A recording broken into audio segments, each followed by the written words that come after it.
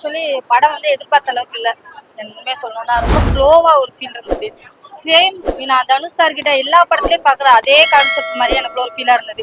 அப்பா பையன் sentiment first half ஃபுல்லாவே சென்டிமெண்டாவே போயிட்டு இந்த மாதிரி இருந்தது. செகண்ட் ஹாஃப்ல பாத்தீங்கன்னா தனுஷ் சாரோட ஃபேன்ஸை வந்து ஃபுல்ஃபில் பண்ணணும்னு சொல்லிட்டு எல்லா இடத்துலயும் மாசு காமிச்சது எனக்கு எப்படி ஆச்சுன்னா கதையோட மேட்சே ஆகாத மாதிரி இருந்தது. என்ன ரீசன்னா ஒரு வில்லனோட ஹைப் எந்த அளவுக்கு ஸ்ட்ராங்கா கதையில இருக்கோ அதான் பார்த்தாதான் நம்மளுக்கு ஹீரோவை ரசிக்கணும்னு தோணும். எனக்கு இந்த இடத்துல வில்லனோட அதாவது போலீஸ்காரங்கன்னு விசாரணைன்னு ஒரு விஷயம் இருக்கு. அந்த விசாரணையோட ஹைப் இருக்குல்ல அது கண்டினியூஸா பயங்கரமா போனோம்னா நமக்கு அந்த விறுவிறுப்பே வரும். செகண்ட் ஹாஃப்ல ஃபுல்லா ரொம்ப ஸ்லோவா ஆயிட்ட மாதிரி எனக்கு ஒரு ஃபீலா இருந்தது. அந்த விசாரணையே இல்லை. ஆக்சுவலி டைரக்டர்னாலே அந்த ஒரு விஷயத்துல பாராட்டணும்.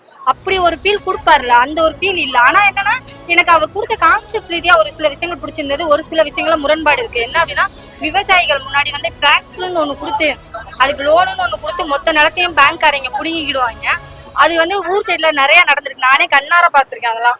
ஸோ அதை காமிச்ச விதம் ரொம்ப நல்லா இருந்தது. அதை பார்த்த விதமும் ரொம்ப நல்லா இருந்தது. ஆனா அதையே நம்ம கண்டினியூஸா கதை முழுக்கவே கொண்டுட்டு போகும்போது அது எங்கேயுமே ஒட்டலையோ அப்படிங்கிற மாதிரி ஒரு விஷயமா இருக்கு.